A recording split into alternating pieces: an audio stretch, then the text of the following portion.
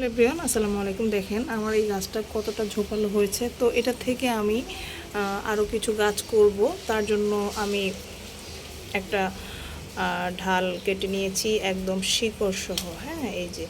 তো আমার গাছটা বৃষ্টির পানি পড়েছে, যার কারণে কিছুটা ধুলাবালি লেগেছে। এটাকে আমি মুছে দিব। তো এইটার জন্য আমি এই ঢালটা লাগানোর জন্য আমি একটা প্লাস্টিকের বোতল নিয়েছি। তো এটার মধ্যেই আমি লাগাবো। আর এখানে দেখেন মাটিটা আমি নিয়েছি, এখানে বালি নিয়েছি, মাটি নিয়েছি এবং কোকোপিট নিয়েছি। তো এখানে আমি যেহেতু ঢালটা নিয়েছি, এগুলো সব আমি মিক্স করে ফেলবো। ঠিক আছে, অল্প, যেহেতু আমার ছোটো জার, ছোটো বয়মে লাগাচ্ছি, সেক্ষেত্রে হচ্ছে আমি এগুলো মিক্স করে নিচ্ছি। আর আমার এই কোকোপিটটা আমি নিজেই তৈরি করেছি। কেউ যদি ভিডিও চান অবশ্যই একটা ভিডিও দিয়ে দিব। তো এখানে আমি এটা লাগানোর জন্য মাটিটা মোটামুটি রেডি হয়ে গিয়েছে। একটু ছোটো, এটা শুধু বানানোর জন্যই আমি এটা তৈরি করছি।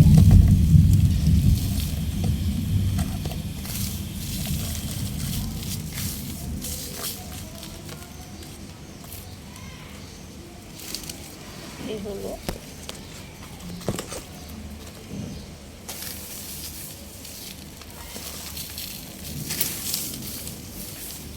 এটা। মূলত আমি এত ছোট নেওয়ার কারণ হচ্ছে আমি এটা একজনকে গিফট করব। হ্যাঁ, গিফটের জন্য নিচ্ছি। এই যে এটা, এরপরে আমি এটাতে পানি দিয়ে দিব।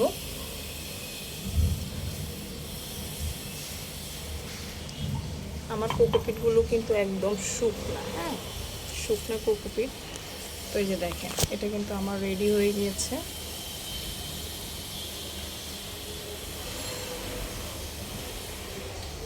একদম সহজ প্রসেসে এই গাছটা আপনারা লাগাতে পারেন, কারণ এই গাছটা লাগানো কিছুদিন পরে অনেক পাতা হয়ে যায়। আপনারা একটা গাছ থেকে অনেকগুলো পাতা গাছ তৈরি করে ফেলতে পারবেন। আমার গাছটাও দেখেন, এটা এত ঝোপালো হয়েছে, অনেক ঝোপালো হয়েছে। হ্যাঁ, অনেক সুন্দরও হয়েছে।